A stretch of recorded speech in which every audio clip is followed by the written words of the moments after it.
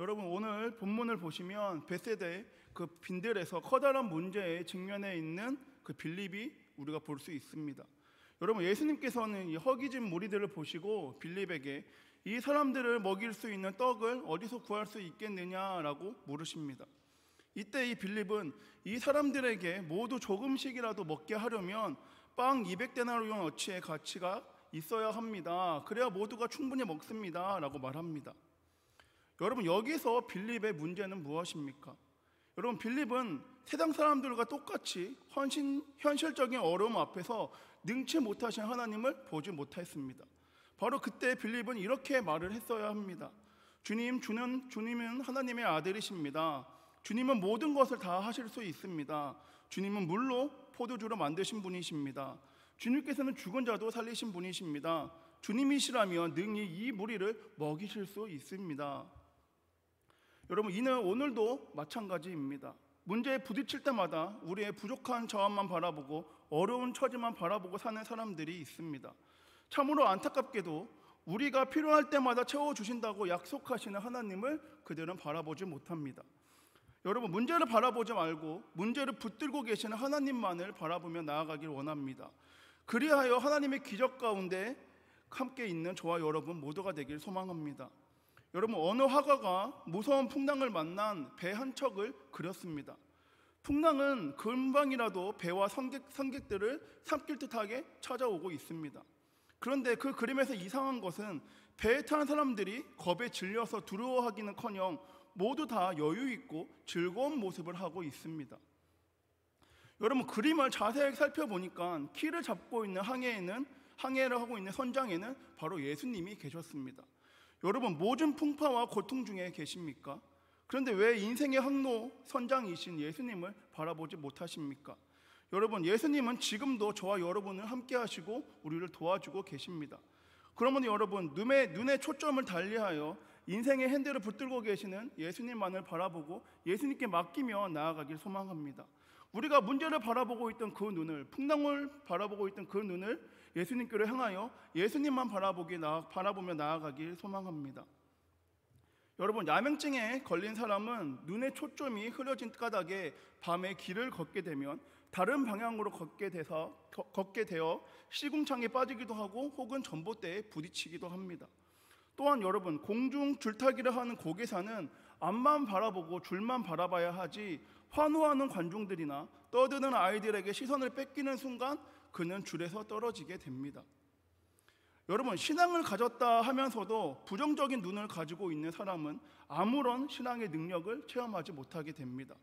그러나 철저히 우리 주 예수님만 바라보고 하나님만 믿고 의지함으로 나아가는 사람은 빈들에서도 분명히 기적을 맛보게 될 줄 믿습니다.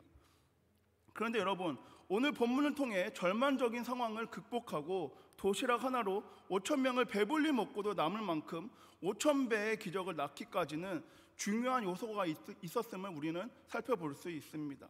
그럼 그 요소들은 무엇이었을까요? 먼저 첫 번째 요소는 빈들에 주님의 말씀을 듣기 위해서 온 한 아이가 있었습니다. 여러분, 빈들에는 한 아이가 찾아왔습니다. 5절과 6절의 말씀을 보시면 예수께서 눈을 들어 큰 무리가 자기에게로 오는 것을 보시고 빌립에게 이르시되 우리가 어디서 떡을 사서 이 사람들을 먹이겠냐 하시니, 이렇게 말씀하심은 친히 어떻게 하실지를 아시고 빌립을 시험하고자 하심이라. 또한 9절 상반절에 보시면 여기 한 아이가 있어 보리떡 5개와 물고기 2마리를 가지고 있나이다 라고 기록되어 있습니다. 여러분, 큰 무리들 중에 예수님의 말씀을 듣기 위해서 빈들에 나와 있던 한 아이가 있습니다. 여기서 중요한 것은 그 한 아이가 가족과 함께 혼자 왔던 그 아이는 예수님의 말씀을 듣기 위해서 도시락을 싸들고 와서 저녁 무렵이 다 되도록 발걸음을 돌리지 않고 끝까지 그 자리를 지켰다는 것입니다. 여러분, 예수님을 만나는 그 자리 가운데 하나님의 말씀을 듣는 그 자리를 사모하시길 원합니다. 예배의 자리를 사모해서 주님이 기쁨이 되며 기적의 주인공이 되길 소망합니다. 여러분, 두 번째 중요한 요소는 그 아이가 자신의 도시락을 아낌없이 예수님께 드렸다는 것입니다.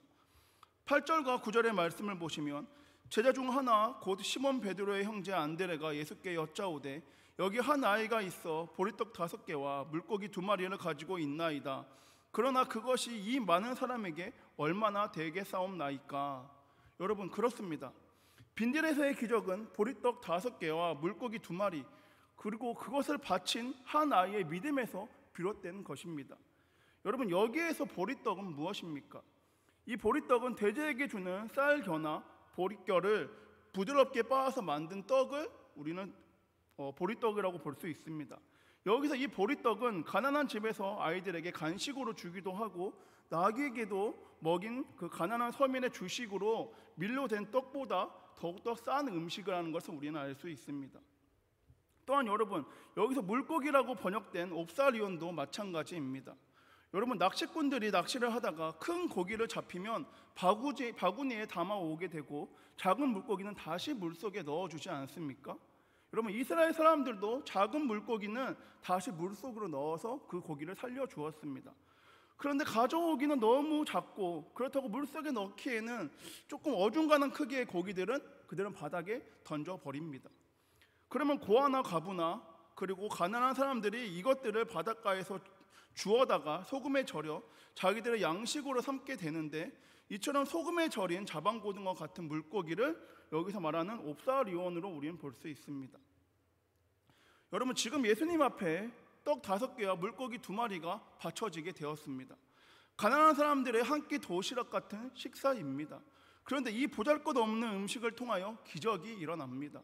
그래서 우리는 이를 통해 오병이어의 기적이다 말합니다. 여러분, 사실 이 기적은 5,000배가 아니라 2만 배쯤 되었을 것입니다. 남자 정정만 5,000명 이상이니까 여자들과 아이들을 합치면 약 2만 명 정도 되지 않겠습니까? 여러분, 한 아이가 바친 이 보리떡 5개와 물고기 2마리는 빈들의 기적에 필요한 요소였습니다. 이 시간 우리에게도 빈들의 기적에 일으킬 수 있는 씨앗들이 있습니다. 떡이나 물고기와 같이 아주 쓸모없는 것처럼 보이지만 저와 여러분이 각자가 갖고 있는 도시락이 있습니다. 여러분, 사실 이 도시락 하나가 수많은 사람들에게 무슨 소용이 있겠습니까? 그러나 그것은 하나님 나라를 위해서는 참으로 소중한 것입니다. 우리가 가지고 있는 것이 무엇이든 그 모든 무엇이든 주님 손에 바칠 때, 주님 손에 들어갈 때 거기서 크고 놀라운 기적이 일어날 줄 믿습니다. 여러분, 오늘날 많은 사람들이 예수님께 바치기를 꺼려함으로 말미암아 소멸되고 많은 재능과 은사, 달란트들이 얼마나 많은지 모릅니다. 노래하는 은사와 가르치는 은사, 봉사하고 전도하는 은사와 섬기고 긍휼을 베푸는 은사와 치유와 지식과 지혜의 은사 등 수많은 은사들이 있습니다. 여러분, 이 은사들은 내가 숨겨주고 움켜쥐고 있으면 그냥 소멸되고 맙니다. 그러나 그 모든 것을 하나님 나라를 위해서 하나님께 바치면 그것이 기적의 씨앗이 될 줄 믿습니다. 또한 여러분, 우리의 건강과 물질과 시간, 지식, 그 모든 것을 우리가 기쁨으로 주님께 바치게 되면 주님 손에서 엄청난 기적이 일어날 줄 믿습니다.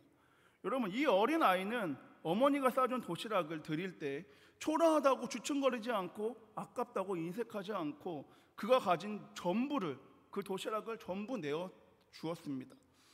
여러분, 우리도 자기 자신이 너무나도 작아 보일 때가 있습니다. 저 또한 사역을 하다 보면 작아 보일 때가 있습니다. 그리고 저가 너무 부족하게 보일 때도 있습니다. 하지만 여러분, 우리가 주님 손에 붙잡히게 되면 그 모든 것이 결코 부족한 것이 아니게 됩니다. 소년 다윗도 하나님 손에 붙들릴 때에 골리앗을 무찔릴 수 있게 되었습니다. 또한 기드온의 군사 300명도 지나지 않는 그 군사들이 수십만의 미디안 군사를 이겨냈던 것처럼 삼손이 나귀 턱뼈로 인하여 하나님의 능력과 함께 모두 많은 그 수천 명의 사람들을 물리칠 수 있던 것처럼 하나님이 함께 하시면 우리는 이겨낼 수 있게 된다는 것입니다. 여러분, 내 손에 있을 때 비록 작은 것이지만 주님 손에 있을 때 너무나도 큰다는 것을 우리는 깨닫게 됩니다.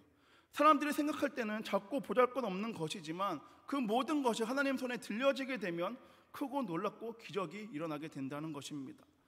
여러분, 그리스도인의 가치는 바로 여기에 있습니다. 하나님 손에 들려지는 것이 그것이 무엇이든 상관없이 분명히 대단히 가치 있고 존귀한 것이 될 수 있음을 믿으며 나아가길 소망합니다. 여러분, 우리의 필요는 굉장한데 우리의 자원은 보잘것없어 보일 때가 있습니다. 전혀 염려하지 마시길 소망합니다. 하나님 손에 항상 풍부한 자원이 있을 줄 믿고 나아가길 원합니다. 그러므로 여러분, 전능하신 하나님 그분만을 온전히 바라보며 나아가길 원합니다. 늘 항상 하나님 편에 서시길 바랍니다. 하나님께서 여러분이 가지고 있는 기적의 씨앗을 기꺼이 바칠 때 기적이 일어날 줄 믿습니다. 여러분, 문제를 해결하는 비결은 아주 간단합니다. 내게 남아있는 모든 것을 하나님께 그저 맡기면 됩니다. 그것이 비록 어린아이가 가지고 있던 도시락처럼 아주 작은 것이라 할지라도 주님 손에 붙들리게 되면 불가능한 것도 가능할 줄 믿습니다. 여러분, 도저히 해결할 수 없어 보이는 문제 같은 것들이 주님 손에 붙들리게 되면 모든 것이 해결될 줄 믿습니다. 여러분, 전혀 포기할 필요가 없습니다. 안 된다고 한숨 쉬거나 낭망할 필요도 없습니다. 내 인생이 왜 이러냐라고 하면서 원망하며 앉아 있을 필요도 없습니다.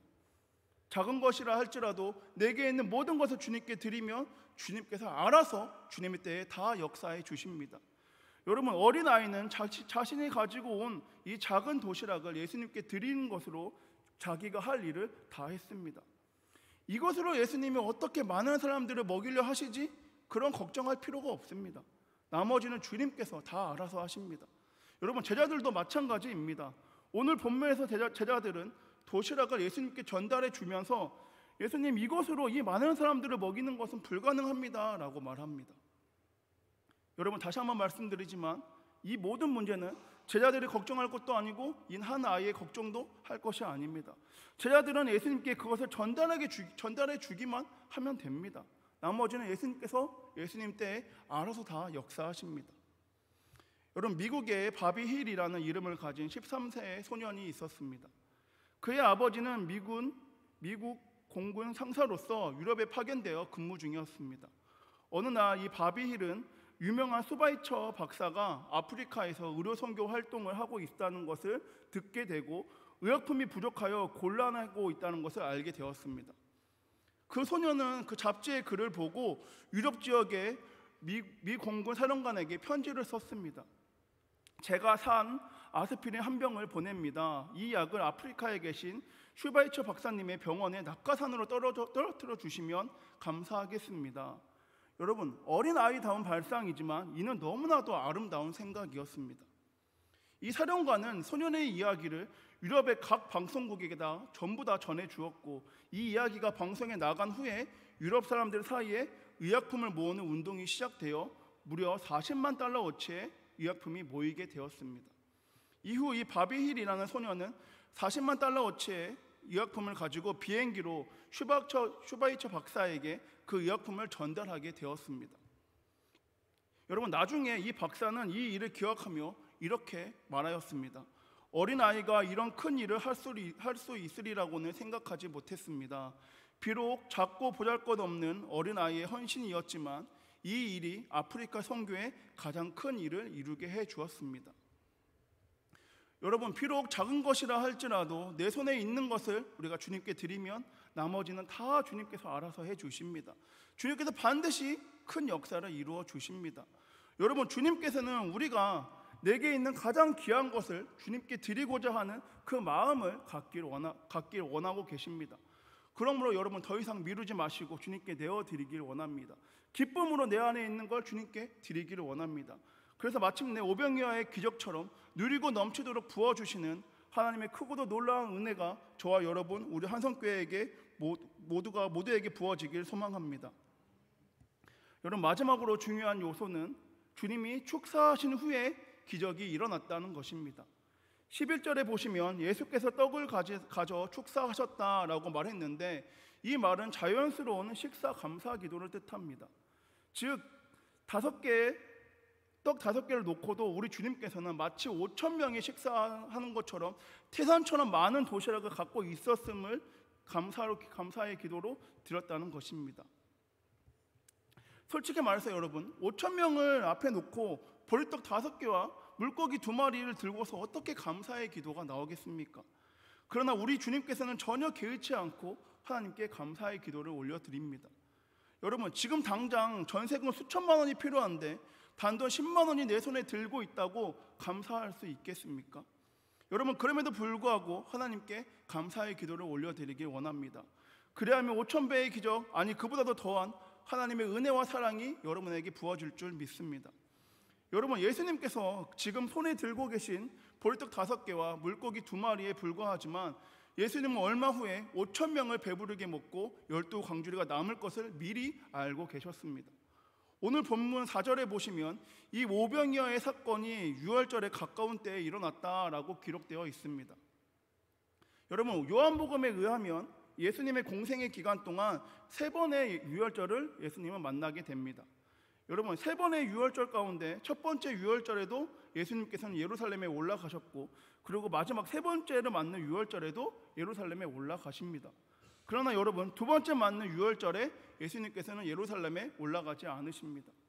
그 2번째 유월절에 예수님께서는 이 벳세다 광야에서 보내셨다는 것입니다. 그 당시 유대인들이 가장 크게 지켰던 명절은 유월절입니다. 여러분, 유월절의 대부분 유대인들은 예루살렘에 올라갑니다. 그런데 왜 예수님께서는 유월절이 되었는데도 예루살렘에 올라가지 않으셨을까요? 예수님께서는 유대인들이 지키고 있는 명절을 무시하지 않으십니다. 유월절이 되면 유월절이 지키기 위해 예루살렘으로 반드시 올라가셨습니다. 다른 명절에도 예수님께서는 예루살렘에 올라가 명절을 지키셨습니다. 그런데 이 2번째로 맞는 유월절에 예수님께서는 예루살렘에 올라가지 않으시고 벳세다의 빈들에 머무시며 오병이어의 기적을 베푸셨던 것입니다. 여러분, 예수님께서는 그 유월절에 진정한 유월절 어린 양이 되시기를 원하셨던 것입니다. 예수님께서는 200데나리온에 가지고 배불리 먹을 수 없는 그 많은 무리들에게 떡 5개와 물고기 2마리로 배불리 먹이십니다. 12바구니가 남을 정도로 그 모든 사람을 배불리 먹이십니다. 요한복음 6장 35절 말씀입니다. 예수께서 이르시되 나는 생명의 떡이니 내게 오는 자는 결코 줄이지 아니할 터이요 나를 믿는 자는 영원히 목마르지 아니하리라. 여러분, 우리가 믿고 있는 예수님은 이 땅에 생명의 떡으로 오신 분입니다. 예수님은 십자가의 죽으심으로 우리에게 영원한 생명을 주셨습니다. 마치 처음 유월절에 어린 양의 피가 문설주에 바른 집은 죽음의 사자가 넘어가서 그 집에 있는 모든 사람의 생명을 지켜준 것처럼 유월절 어린 양이신 예수님께서 배고프고 가난한 심령들에게 그 배고픔을 해결해 주십니다. 그들의 생명을 예수님께서는 지켜주신 것입니다. 그들에게 보리떡뿐만 아니라 영원한 생명의 떡으로 예수님이 찾아왔다는 것을 그들에게 말씀해 주십니다. 여러분, 이것이 바로 예수님께서 오병이어의 기적을 베풀어 주신 참된 의미인 줄 믿습니다. 그러므로 여러분, 우리 삶이 지금 비록 빈들과 같을지라도 영원한 생명의 떡이신 예수님을 만나면 저와 여러분의 삶 가운데 12바구니가 남는 풍요로운 삶으로 바뀔 줄 믿습니다. 내 삶에 들어오진 어두운 그림자를 몰아낼 수 있는 비결은 생명의 떡이신 예수님 안에 우리가 머무는 것입니다. 그러면 예수님께서 모든 것을 다 알아서 해결해 주십니다. 주님께 맡기기만 하면 그 모든 것을 주님께서 알아서 다 풀어주십니다. 그러므로 여러분, 우리는 주님께 맡기고 기다리면 됩니다. 날이 저물어갈 때 기적은 일어나게 됩니다. 점점 허기질 때이고 문제가 결코 풀리지 않아 보일 때이지만 주님께서 일하시면 그때 역사가 나타날 줄 믿습니다. 때로는 여러분, 빈들에 사는 우리의 문제가 빨리 풀려지지 않을 수도 있습니다. 그러나 여러분, 주님 곁에 머물다 보면 어둠이 짙게 밀려오기 전에 주님께서 그 모든 문제를 반드시 해결해 주십니다. 그 모든 것을 주님의 때에 주님의 방법으로 역사하신다는 것을 믿고 나아가길 원합니다. 여러분, 빈들에서 이 한 아이로부터 시작된 이 기적은 단순히 우리들의 육신의 배고픔을 채워주는 사건이 아닙니다. 영원한 생명의 떡이신 예수님께서 허기진 우리들의 영혼의 배고픔을 완벽하게 채워주신 것을 보여주는 예표적인 사건인 줄 믿습니다. 요한복음 6장 51절 말씀에 나는 하늘에서 내려온 살아있는 떡이니 사람이 이 떡을 먹으면 영생하리라. 내가 줄 떡은 곧 세상의 생명을 위한 내 살이니라. 여러분, 영원한 생명의 떡은 우리 주 예수님 한 분이십니다. 말씀을 정리하겠습니다. 여러분, 주가 일하시는 찬양의 가사를 보면 이렇습니다. 날이 저물어갈 때, 빈들에서 걸을 때, 그때가 하나님의 때라고 말합니다. 내 힘으로 안 되고 내 손에 아무것도 없을 때, 그때 주님께서 일한다고 고백합니다. 여러분, 우리는 이제 힘을 빼야 합니다. 그리고 모든 것을 주님께 맡겨드려야 합니다. 여러분, 지금 막막한 광야와 같은 길을 걸어가고 계십니까? 쉴만한 물가도 없고 푸른 초장도 없고 나는 사망한 음침한 골짜기와 같은 곳 가운데 여러분 계십니까? 여러분 그때 예수님께 고백하며 나아가길 원합니다. 그때 우리가 갖고 있는 모든 걸 예수님께 내어드리며 나아가길 원합니다. 그때가 하나님의 때입니다. 그때 두려워하지 않고 그 길을 걸어가면 주의 지팡이와 막대기로 우리를 인도할 줄 믿습니다. 여러분 한 아이가 자신이 갖고 있던 모든 것을 아낌없이 주님께 드릴 때 역사가 나타났다는 것을 기억하며 우리도 아낌없이 주님께 드리길 원합니다. 여러분의 시간과 물질과 열심 그리고 여러분의 은사와 달란트와 재능 그 모든 것을 주님께 내어드림으로 나아가 승리하는 저와 여러분 모두가 되길 소망합니다. 여러분 비록 빈들에 있을지라도 내게 있는 가장 귀한 것을 주님께 드림으로 오병이어의 기적을 체험하며 나아가는 저와 여러분 우리 한성 공동체 모두가 되길 소망합니다. 기도하겠습니다. 사랑이 많으신 주님 감사합니다. 주님 내 안에 있는 모든 것 아낌없이 주님께 드리며 나아가기 원합니다. 주님 비록 막막하고 앞이 안 보일지라도 언제나 주님의 때에 역사하는 주님만을 믿고 나아가길 소망합니다.